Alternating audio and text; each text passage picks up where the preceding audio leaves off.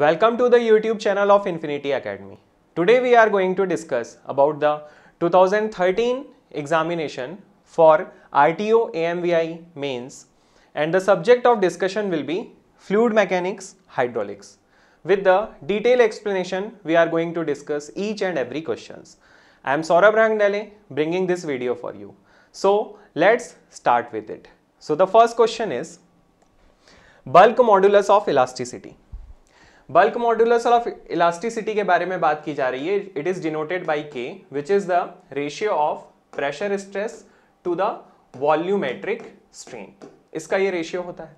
अब यहाँ पे हमें जो ऑप्शंस गिवन है as per the options given here is independent of temperature. Temperature के इंडिपेंडेंट है. Increases with pressure. अब यहाँ पे देखिए ये प्रेशर है. यदि प्रेशर में कोई भी इंक्रीमेंट होगा तो bulk modulus of elasticity will also increase in this case. Increases with viscosity. यहाँ पे विस्कोसिटी की टर्म तो है नहीं, so we will not go with this option. Is independent of pressure and viscosity. Pressure की term तो already यहाँ पे डिस्कस की गई है, so answer D is also not there. और इंडिपेंडेंट ऑफ टेम्परेचर के बारे में बात की जा रही है, but the most appropriate option as per the given here is B. So answer will be B in this case, increases with the pressure. Now next question is The speed of sound in fluid is given by the relation. अब देखिए किसी भी pipe में यदि यहाँ पे fluid flow कर रहा है और पिस्टन लगा हुआ है, if this piston is in the rest, तब तो कोई भी वेलोसिटी नहीं है पिस्टन में, है ना, तो किसी भी तरीके का साउंड जनरेट नहीं होगा. लेकिन जब इस पिस्टन को हम वेलोसिटी के साथ राइट डायरेक्शन में पुश करेंगे then there will be the generation of the sound. और इस साउंड का जो जनरेट होता है उसकी स्पीड जो है it is given by c is equal to root over gamma into R T. So इसको याद रखेंगे, सो बेटर है. That is a kind of standard result. Although we are having a derivation to solve this, but in examination it is difficult to go in that derivation and solving this, so better to remember this. Next is the dynamic viscosity of most of the gases with rise in gas temperature is. अब देखिए as per the kinetic theory the dynamic viscosity of most of the gases with rise in temperature is given by that it is directly proportional to the square root of the absolute temperature. Absolute temperature के square root के हिसाब से ये very करती है और इसके directly proportional होती है. तो यदि ये इसके डायरेक्टली प्रोपोर्शनल है then as per the options given here increases as root over T. So correct option is B in this case. Inversely proportional है नहीं, decreases it do not decrease and then increases is not there because appropriate is increases as root over T, है ना. सो correct option is D here. Next question is according to power law model mu is equals to m into du by dy to the power n minus 1. What is the flow behavior index n for pseudoplastic fluid? अब देखिए जब हम Newton's law of viscosity की बात करते हैं, है ना, तो उसके अकॉर्डिंग क्या है कि हमें that is a du by dy to the power n minus 1, okay, plus B. अब जब हम स्यूडोप्लास्टिक फ्लूइड की बात करते हैं तो स्यूडोप्लास्टिक फ्लूइड के केस में बी की वैल्यू होती है 0. तो यहां से बी हो गया 0 और ये apparent velocity will be equals to that is a d u by d y to the power n minus 1. Here n की value for pseudoplastic fluids is less than 1 होती है and n is greater than 1 for the dilatant fluid. So as per the options given here, obviously C will be the correct answer. Next question is the depth of oil having specific gravity 0.6 to produce a pressure of 3.6 bar will be. देखिए P is equals to we know rho GH. Pressure given है 3.6 bar into 10⁵. Rho GH it will be 600 और हमें find करनी है यहाँ पे height find करनी है. तो as per the options given here हमने सारी चीज़ों को क्योंकि मीटर के हिसाब से पुट किया हुआ है, answer will be h is equal to 60 meters, है ना. 60 मीटर इसमें आंसर हो जाता है. लेकिन जो ऑप्शंस हमें एग्जामिनेशन में गिवन थे उसके अकॉर्डिंग यहाँ पे कोई भी ऑप्शन सेटिस्फाई नहीं करता है. यदि ये सेंटीमीटर की जगह मीटर होता then it will be the correct answer, है ना. But as per the options given here no option is correct. Next question is if the pressure difference between the inside and outside of soap bubble of 3 mm diameter is 16 Newton per meter square, then surface tension will be. अब देखिए, जब हम soap bubble की बात कर रहे हैं तो उसके केस में P is equals to 8 sigma by D. अब यहाँ पे प्रेशर है 16 newton per meter square, 8 into sigma. Sigma हमें यहाँ पे क्या है, सरफेस टेंशन जो है वो फाइंड करना है, and D is what 3 mm. यदि हम इसे मीटर में कन्वर्ट कर लें so it is like this. So as per the options given here हम यहाँ पे कैलकुलेशन करते हैं.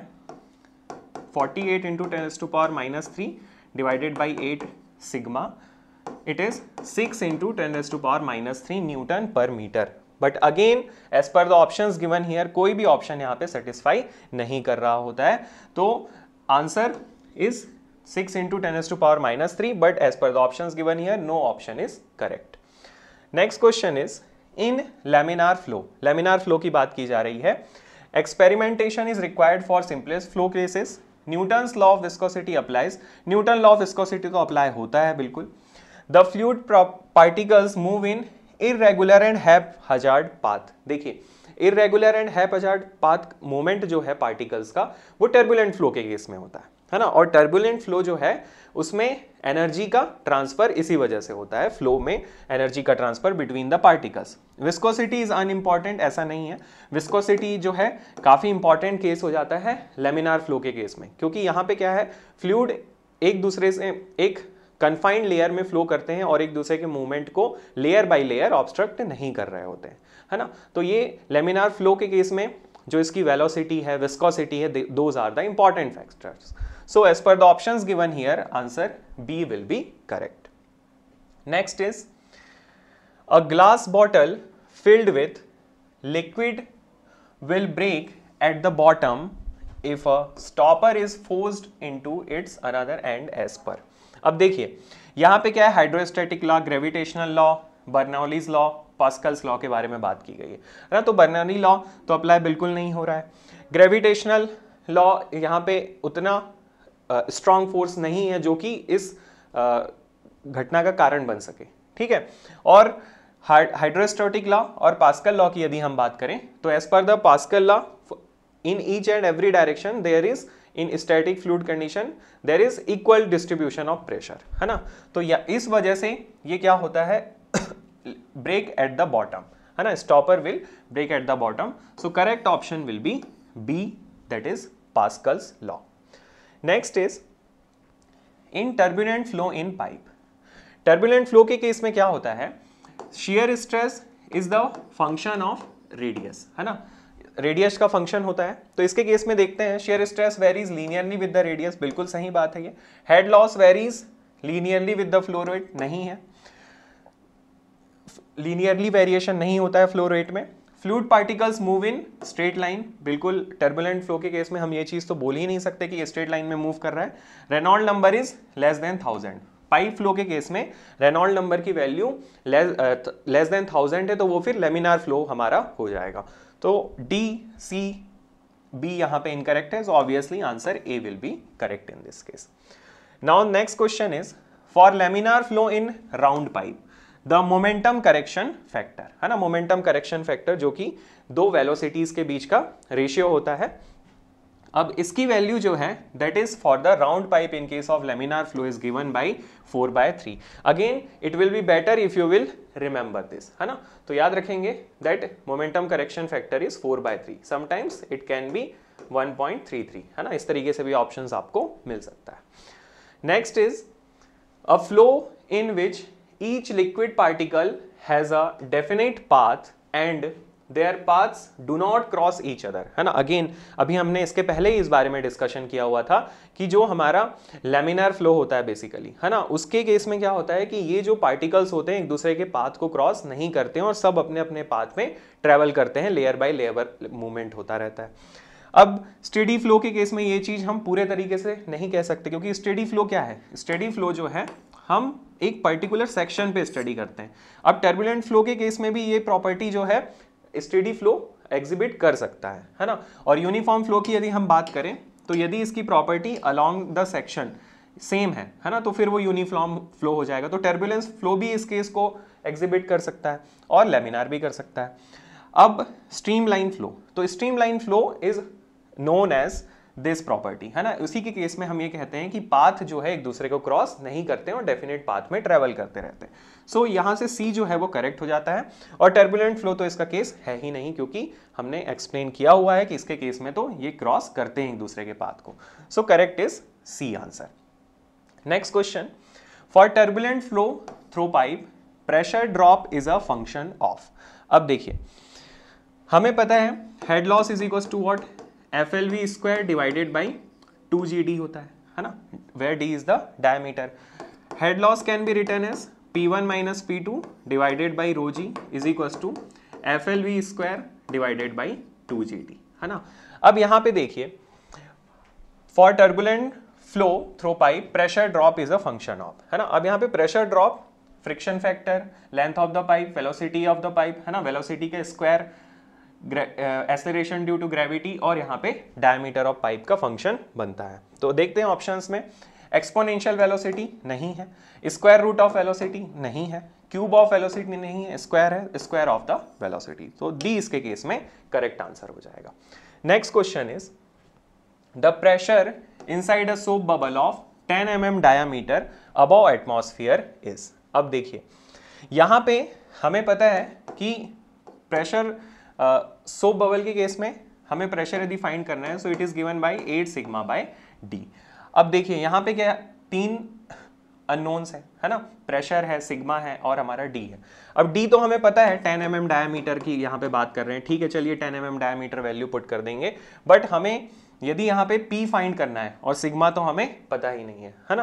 तो as per the options given here, जो क्वेश्चन हमें गिवन था 2013 के एग्जामिनेशन में, उस हिसाब से हम देखें तो इसे फाइंड नहीं कर सकते, है ना। एक क्वांटिटी रिक्वायर्ड होगी तभी हम इस वैल्यू को फाइंड कर पाएंगे। Next question is in case of flow through orifice the coefficient of velocity at vena contracta is.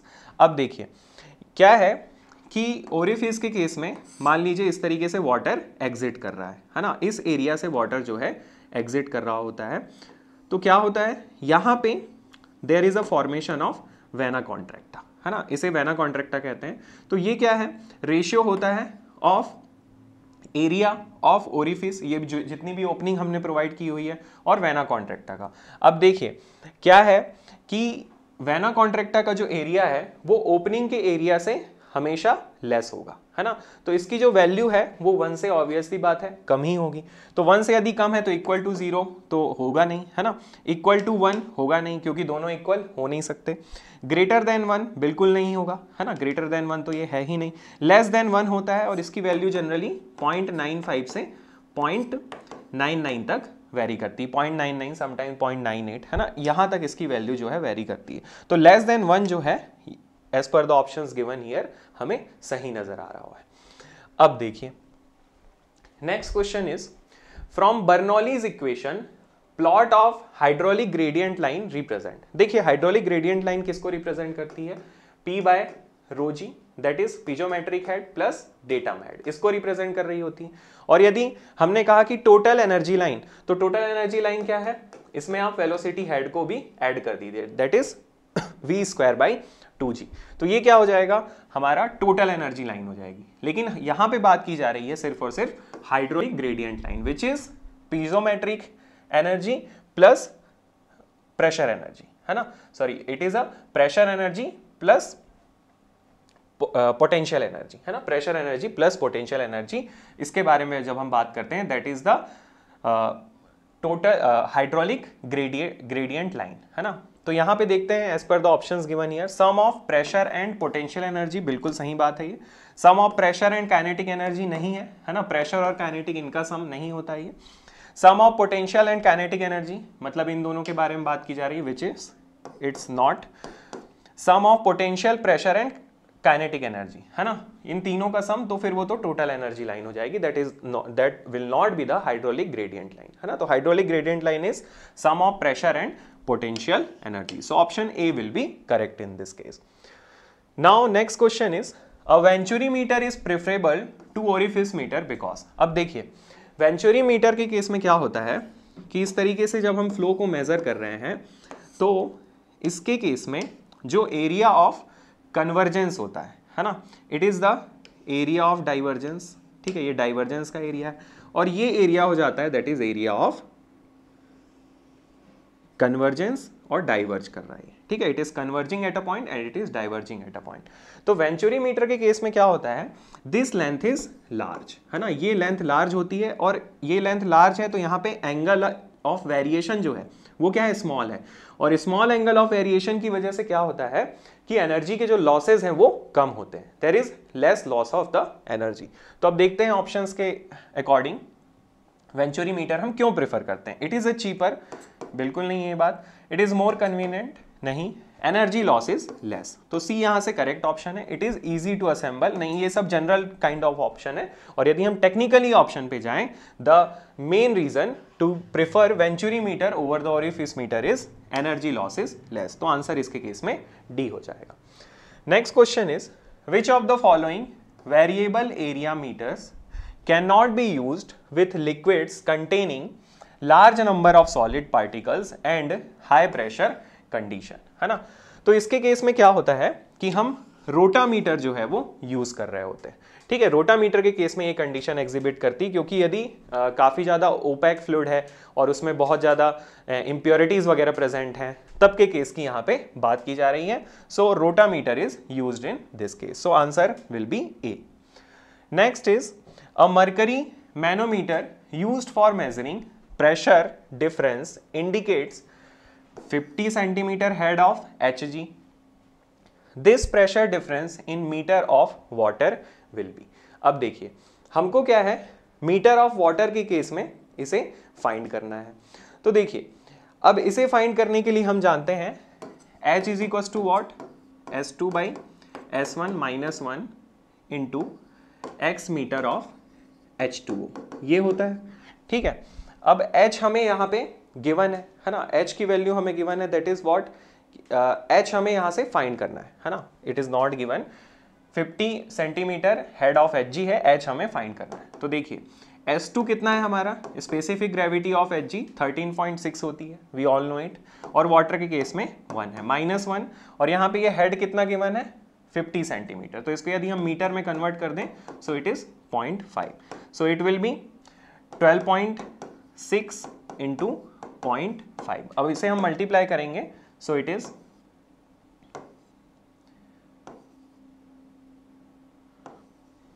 Is something around this, sorry, it will be 12.6 into 0.5, so it is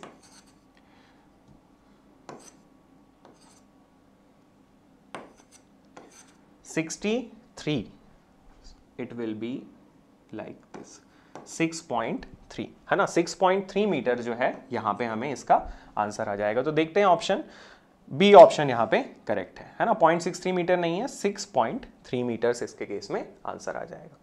next is in turbine flow meter the rotor movement is sensed by. देखिए turbine flow के case में ये जो rotor movement है ये sense किया जाता है मैग्नेटिकली, और समटाइम्स क्या है कि फोटो इलेक्ट्रिकली भी इसे हम सेंस कर लेते हैं। तो as per the options given here, optical pickup से ये सेंस किया जाता है, बिल्कुल नहीं है ऐसा। फोटोवोल्टिक पिकअप इसके केस में होता है, yes, photovoltaic pickup is there, so correct option is B in this case. और reluctance pickup and piezometric pickup is not in this case, तो करेक्ट आंसर इसके लिए हो जाएगा, that will be the B will be answer in this case. So these were the questions for 2019 RTO AMVI mains examination. I hope that you have enjoyed the video, और किसी भी doubt के लिए आप कमेंट बॉक्स में comment करके बताइएगा, we will clear your all doubts. Thank you so much for watching this video.